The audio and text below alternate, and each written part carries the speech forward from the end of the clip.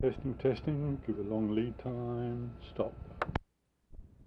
Michael talking to Donnie. All right, we're recording. And I made some, like, the White House would call them talking points, but you can just go off whenever you want.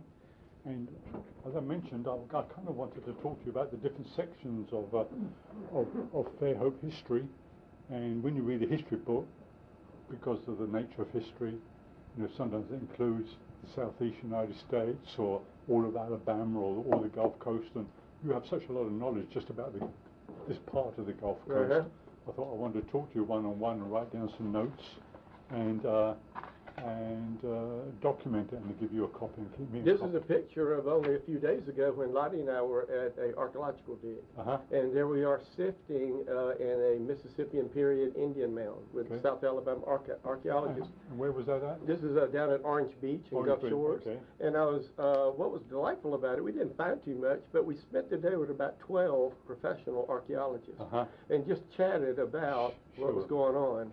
And because I've known them for years and years, we had lots of really good conversations. And I had an interest in Indians all the time I was growing up. And the lady who started this museum first took us as little boys. I say I was 9 or 10, and she took us on the beach, and she would run up and down we'd run up and down the beach like wild kids. And when we got back to the car, she would have a bullet and a button and an arrowhead. And we'd say, "Where'd you get that?" "Well, I just picked it up on the beach here." So she taught us to walk around and look down. And so she got me real interested in Indians when I was a little boy. Then I had the opportunity to go off and study it in college. Then I reinforced what I knew about that by teaching it in school. And now I run a museum where I have to explain the nuts and bolts and pieces of it daily.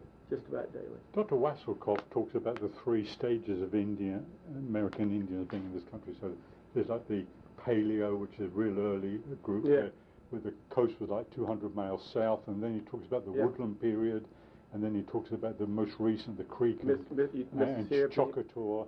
Mississippian and then historic. So the remains that you have up and down this part of the eastern shore, you don't find much Paleolithic stuff. No. You're going to find that out in the middle of the bay, 30 feet under the mud. That's where the Mobile River used to be, and it would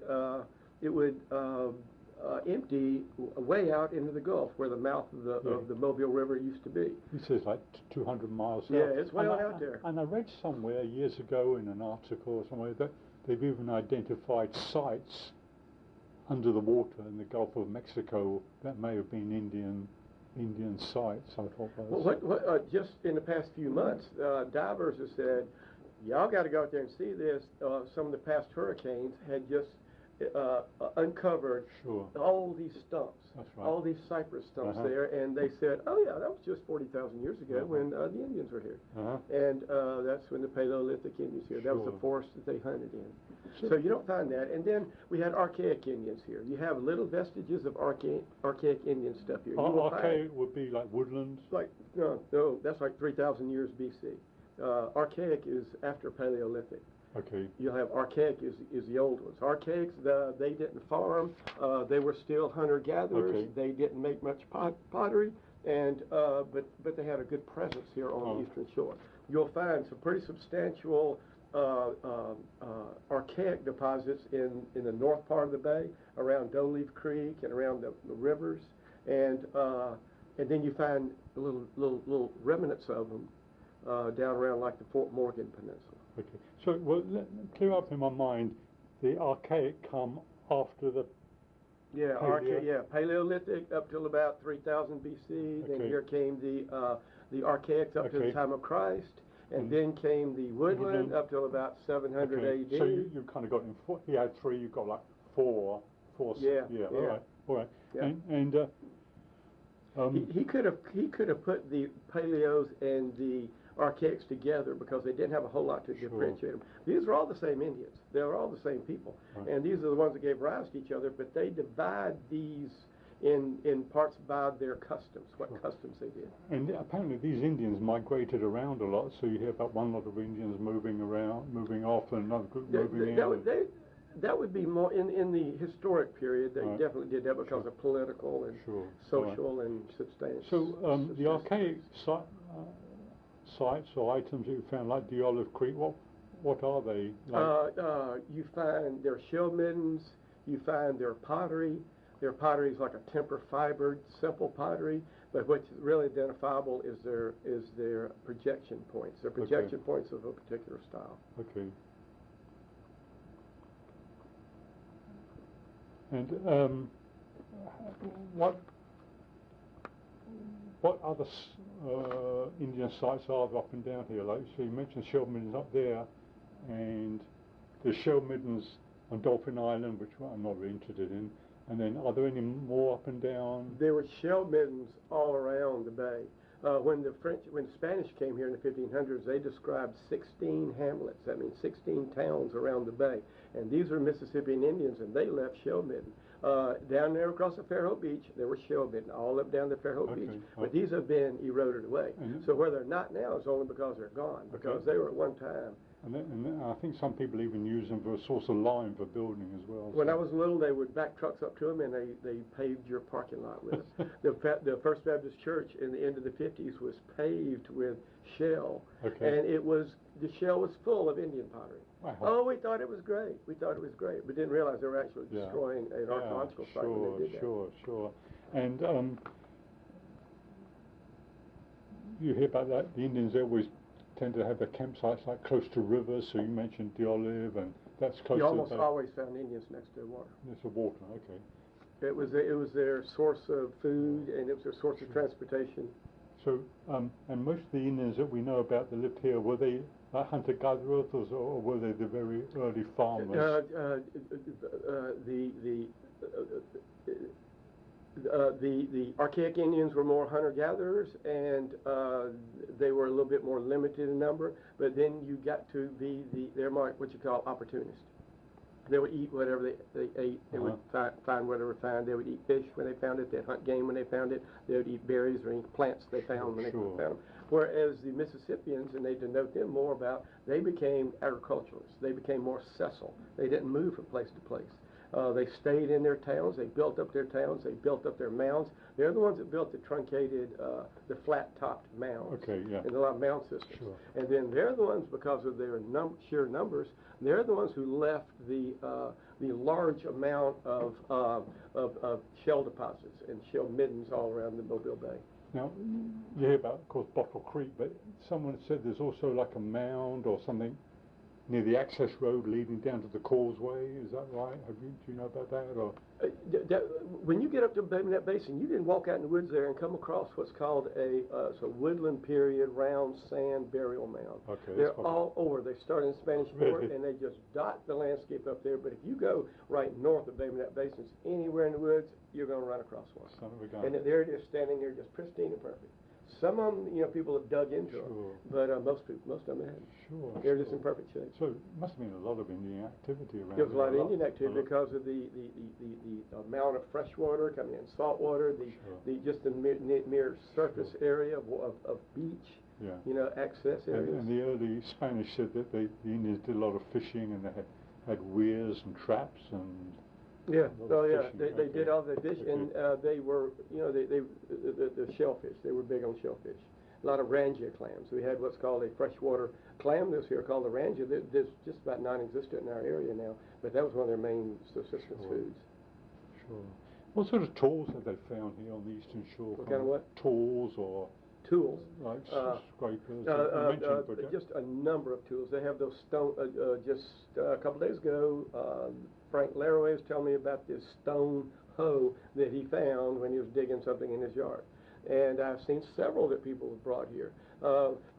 Most of the tools were made with lighter materials that don't exist anymore, with wood and leather, but then some of the heavier stone ones they do, such as grinding stones. It's like a mortar and pestle. You'll find both parts of that. You find rocks here a lot. You find a lot of river rocks here. Indians thought a lot of them. The people that study lithics, the study of stone, will tell you that Indians thought of it as being an ice that wouldn't melt, and they just really thought a lot of it. We don't have indigenous stone in our area, yet you will find, I've got several stones downstairs that we found on the beach. They're like round, river-worn granite that was carried for a long, long way before it got here. And the Indian state lithics professor told me that they would keep that a stone like that would stay in an Indian's family for 200 years. That it would go from generation to generation to generation, and it'd be one of their prized possessions. Used over and over again. Used over and over. And amongst the Indian artifacts here, have you found anything that kind of definitely comes from out of state? So you hear about at Moundville, they found items that were traded like from Mexico or something like that. Have you found anything like that up and down here? I can't say that we have. It's most of the stone would come from out of state. That's the kind of stuff I'm seeing here. We have a coastal chert that runs through about the middle of Alabama, and coastal chert, you'll find that most of our arrowheads here are made of coastal chert. So they really came from within the state, but you'll find coastal chert down in Florida, and you can find that stuff here. Sure. There was I didn't see it, a man told me he found a jade, he found a jade knife digging in a mound up here. I didn't see that. He described it as clearly being jade. People have collected those. They're glass-looking. What's that stuff? Pyrite? No, what's that glass? Obsidian. Obsidian. Okay. People are finding obsidian points here. About 2 weeks ago, someone brought in an obsidian point and said, said it came from here. He said somebody here had sold it to an antique shop. She bought it at an antique shop for just about nothing in the 50s, and she said she wanted to know if she thought it was real. That would have had to have come from ever such a long way away. Oh, really long way away. Long way. Yeah. Okay. And I think influences. You know, the like in those effigy heads, we see influences that looks Aztec and Mayan, influences of hairdress and all that you see that are in other indigenous people, non-indigenous people. Sure. And how about like trade beads from the later Indians? Yeah, there's a whole bunch of trade beads. There's you find lots of them. As soon as the Europeans started running the Indians, they gave them their beads, but that's not what you find. What you find is what they came back and said, hey, boy, they really care a lot about beads, and so they're manufacturing beads just for the trade industry. And it's a little more than a blue glass pipe sawed off in little sections, and then they'll just touch it to the wheel to make some flat prisms on it. And those are trade beads, and there's lots of them. And they found those? No, you'll find those on, you can find those on any beach anywhere in our area. Now, I know a long time ago they found like an iron lance up in North Baldwin County. Yeah, and you know, the remnants of the first Spanish occupation, they have found little bits and pieces, rusted out helmets, little trinkets of that. There was they found a burial that was, where was that at? I don't remember. They said, oh, this was obviously what was lost with Cortez. Not Cortez, De Soto. They found De Soto's, you know, his priest and all were killed in the battle at Malvilla. And they found a priest set and the communion cups and the little thing you turn over and has a cross on top of it to set up a little camp communion thing. They found that in an Indian burial up in North Alabama. And so they said, oh, yeah, this is obviously... it wasn't North Alabama, it was a little bit closer down here. And it's obviously, you know, left over from the Battle of Malvilla, but, you know, you don't know. Sure. Now, what sort of pottery from the Indian period have they found up and down here? How old? Yeah, we have three main periods of pottery. On the Mobile Bay, you can find the archaic pottery. At the end of the archaic period, they started making pinch pots or moss grout or fiber tempered, they'll call it, pottery. And that was the first bits of pottery. It didn't hold vessels. It didn't hold water very good, but it was almost a small pot that was good to eat out of. And if you cook something and put it, that's what you would just eat with your fingers out of. They later they started making baskets, lining the inside of the basket, and then burning the basket away. And you'll find the pottery with the imprints of the basket on the outside. That's one of the first ways they started making pottery. Made the basket out of wicker or something, and then put pottery on the inside, and then burn it out, and it leaves a nice smooth inside, and then the impression of the pot on the outside. And that would be you find shards of that. That would be like woodland period. That would be early woodland. Late archaic. Okay.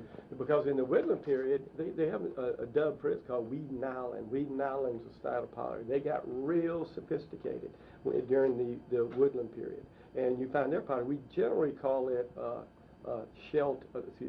sand tempered or sand grouted, and it's almost always paddle stamped. There's different types of paddle stamps that they would make. Oh, I just brought one to work with me today. It was on my back sink, and I thought, this is so pretty, I want to take it to work. If you'll feel that, you feel the sand in it. Oh, yeah. Feel the sand in it? Yeah. So you call that sand tempered, and they would do these step and repeat patterns. That is more of a, that's a drawn on. So you would have this band around the bowl around this, which that bowl would be that big around. But then it would probably be paddle stamped all down here. And the paddle stamp almost looks like a paper towel print. And it just made the pot stronger. And they thought these really tight little things, increase the surface area, so it made the pot stronger. So, isn't that pretty? Yeah, I just really admire that. So they would have, where would this clay have come from? From locally, from? Oh yeah. Okay. This is because it's black. It's probably called alluvial clay. Okay. Alluvial clay is a clay that will wash out of a bank and then collect somewhere else. Because of tidal differences, it will let sediment settle after it's been like washed from upstate or upriver or just on top of the bay, and then got down the bottom of the bay, you get alluvial beds. It's pretty good clay, but it almost always has a lot of organic material in it, and it fires black, and that's probably alluvial clay there. Okay. And you see it then on the outside, they will have a better quality clay. Sure. So they probably made this out of alluvial clay, put this better quality clay, which looks more like our local buff-colored clay. And they put that on the outside of it because it'd just be a higher quality. Then all of a sudden you'll find these sometimes funerary where they would like slip it with a red to put like a red ochre on the outside. Right. You'll find those kind of pieces on the beach here too.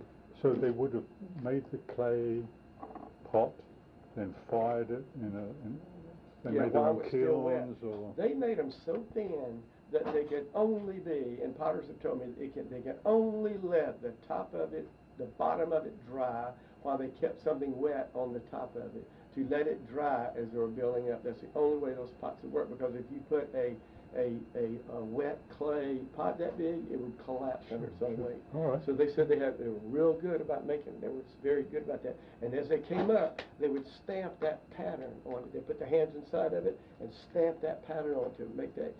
And all this without a wheel? Oh yeah, without a wheel. It's coal pots. Okay. They come and they're added on as coals. They went around them smashing flat, and that's almost thick compared to a lot of pottery they made. It's just uncanny how they made big bowls of very, very thin pottery. Okay. And see, that's woodland period. That's woodland. Wow. That's something else. Now, how about the more recent Indians, like the Creek or the Choctaw? Same story, pretty much? Not so much the same story. We talked about Mississippians. The Mississippians are the one that put the shell in their pottery. Mississippian pottery, I don't have any in hand, is got little broken up pieces of shell in it. Almost all of their pottery has little broken up pieces of shell in it. And what they did actually was they burned the shell, and then it grounds to a powder real easily. And then they put that shell powder in their clay, and it put little white speckles in it. Now it's called shell ground or shell tempered, and that's Mississippian. Almost every piece that you pick up on this bay is going to be shell tempered. Almost every piece that you pick up in the bay, by far, is Mississippian. Okay, so Mississippian is like part of woodland, is it? No, the woodland people, they started denoting them as Mississippians because they didn't move around very much. Okay. They started agriculture, and then they started stratigraphied society, where they had workers, they had artisans, they had farmers, they had chieftains, they had royalty, they had priests. They had levels of society, and one level of society would feed and work with another. So that's when they denoted them as Mississippians. Okay.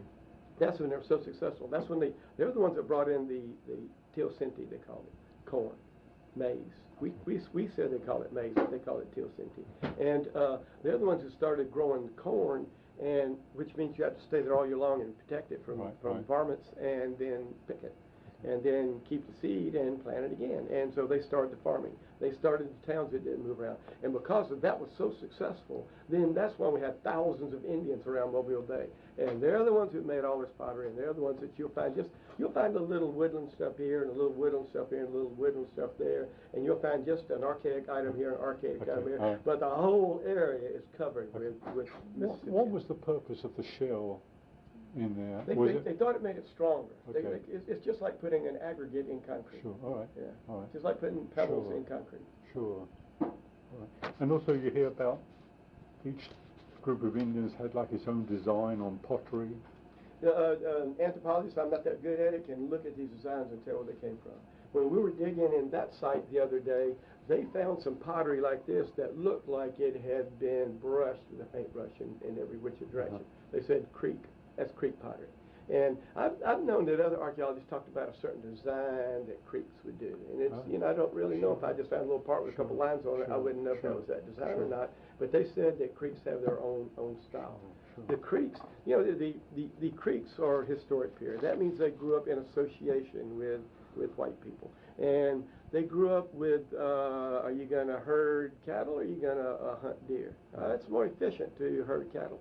So the white man ways was winning over. They started wearing pants. They started wearing white man's clothes. They started eating with knives, forks, and spoons. They started depending on that trade to drinking the alcohol, getting the alcohol, and taking the things that the white man wanted, like their shell beads and like their hides, particularly hides.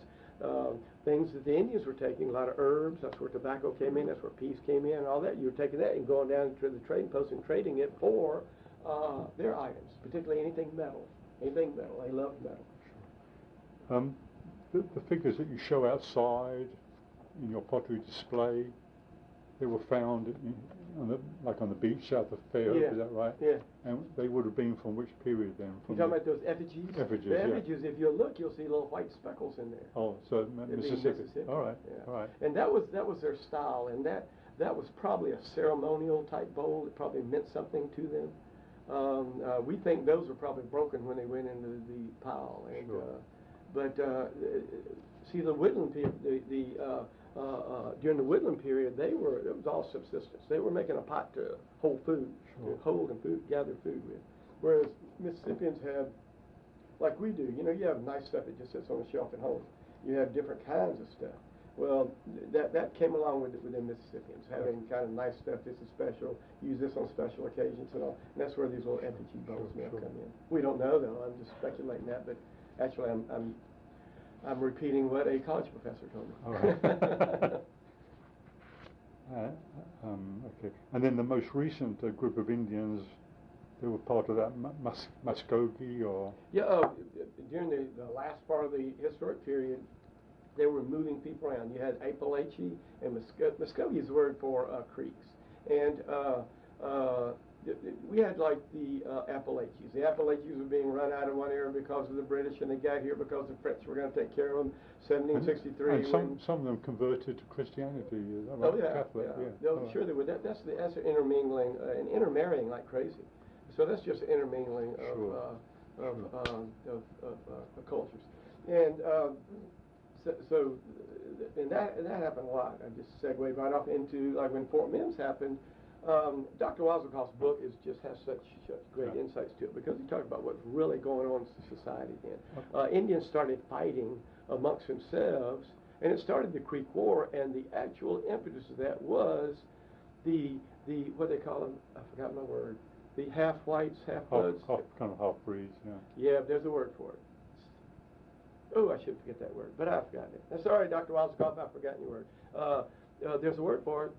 They were getting white women, whereas the full-blood Indians who were out making tans and stuff, they weren't getting white women. So they were jealous, and that was really that brought about the impetus of this whole thing. Sure. And it was just the intermingling of it. So about the time Fort Mims came along, you had half-blooded, half-breed people. What's that word? And all on the outside fighting for the full-blood Indians, and you had full-blooded Indians inside the fort dying for the white people. And it's just amazing how our cultures had done that. Yeah. If it hadn't been for Fort Mims, and that one terrible tragedy there, that federal road and those Indians coming down in the Shawnees and what's his name, Tawassa was coming down and inspiring people to go to war and all that. If it wasn't for that federal road, and if it wasn't for those one incidents there, our cultures would have just blended right in. Sure. And we'd have almost Indians here in Alabama. Sure. And in history books, you always hear about Fort Mims as being a big massacre, but really, it wasn't like whites versus Indians. It was a mixed culture against a mixed culture. Sure. And what it did, it changed our history. We did a big swing in our history there because of that. Because of this this travesty. They called it a calamity, this major calamity, because that took place. It turned people against Indians. It brought Mr. Andrew Jackson into power. It caused the Creek Indian War, where we slaughtered Indians in the worst kind of way.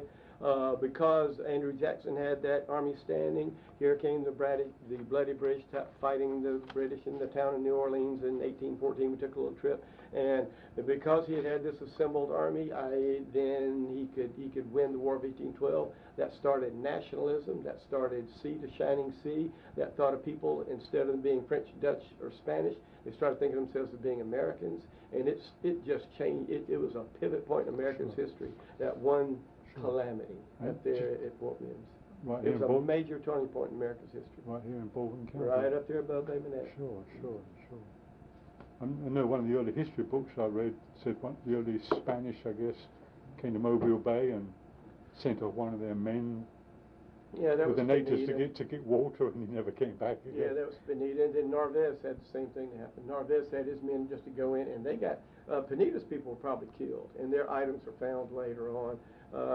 And then probably 40 years later, when Narvaez came, he came into Mobile Bay and stayed several months. And while he was here, he had guys just to leave and go out and take out with the Indians and start the Indian families and stuff. And then actually some of them made it back to Mexico, some years later. So we were very entangled there, and that's when they were bringing those childhood diseases, and that's what we wiped out the Indians with. Sure. Childhood diseases. Yeah, because a lot of the Indians died That off was from the European end of the Mississippians. That's what killed the Mississippians, was those childhood diseases. Yeah. When they became in contact with the Europeans, epidemiologists described radiating bands of these, again, childhood diseases crossing the whole country, coming out of equally between Mobile Bay and Apalachicola. That's where they came from. Mobile Bay and Apalachicola wiping out the Mississippian culture, leaving those isolated pockets to become Cherokee, Choctaw, Chickasaw, Creek, Cheyenne, Pawnee. And then some of those Indians moved away with the French, and some moved away from the. They had people to go back with Columbus to Europe. Sure. All right. Good. The major visible sites of Indians along here are really the middens, then, really. It would definitely be the middens, because it's like when our culture is gone, they'll learn everything they want to know about us out there in the landfill. Yeah. The landfill won't be blown away by the nuclear winter, and our culture and our buildings and our stuff will be gone, and you can tell everything about us from our garbage. And they do that too. That's what's left with them. So South Alabama now knows and identifies Indian sites all around the bay, and from Dog River to Powell River, up the rivers, every one of them, up Fish River. There's a truncated mound down there by Pilot Town. There's evidence of Indians everywhere, and they do archaeological digs now, mostly as scavenger digs or recovery digs or in the way of development digs.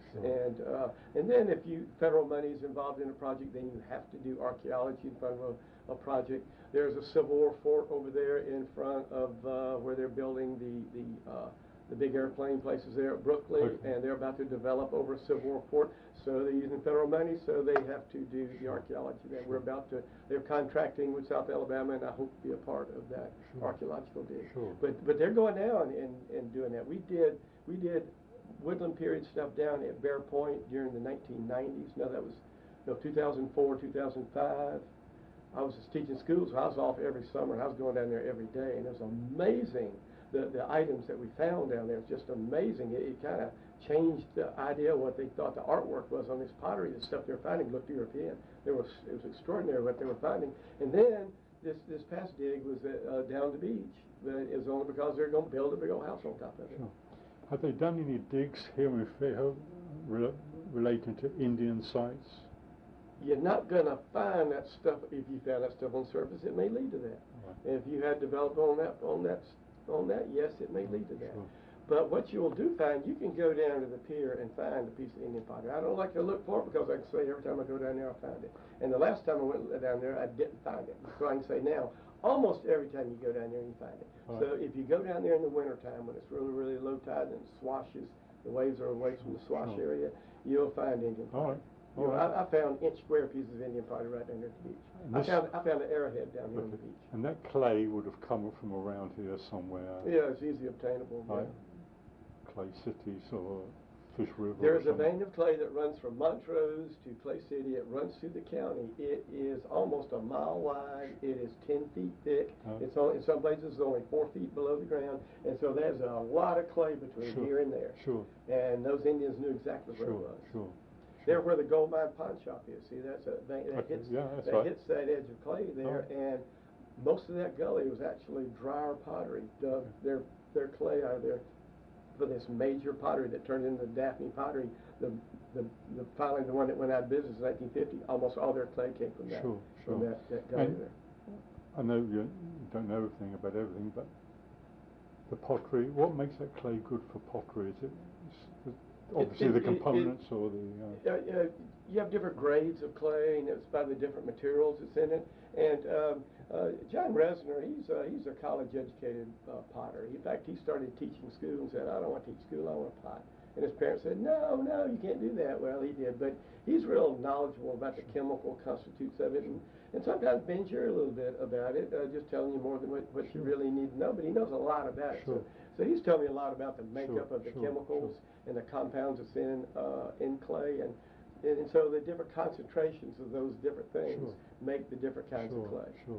I know we have so on the scale of porcelain clay, this is low on the scale of porcelain clay because of its silica. It's got a lot of silica in it. It's sandy silica, whereas the finer clays has less silica in it, and then that's what turns into the real fine English pots, the porcelain you can see through a clay. You know, that's just the finer porcelain clay. So there's different grades of it. Yeah. Okay. Good. Well, Donnie, I think you've answered all my questions. I've given you a lot of information. Is there anything I should have asked that I didn't? You're talking about Indians? No, I think we've hashed it over pretty good. Good, right. What I'd like to do, go home, listen to the tape, look at my notes, I'm going to type it all up. Maybe I can come back in a couple of weeks, give you a copy of that, and then ask you about the next, which would be like the Spanish and maybe... Colonial period. Colonial period. Yeah, colonial period. Yeah. Spanish, maybe the British on the Eastern Shore. Can we do that? Yeah. All right. There will be a little bit we talk about there. Only a little bit? Yeah, there's only a little bit. There's well, you know, we weren't populated then. We didn't have cities here.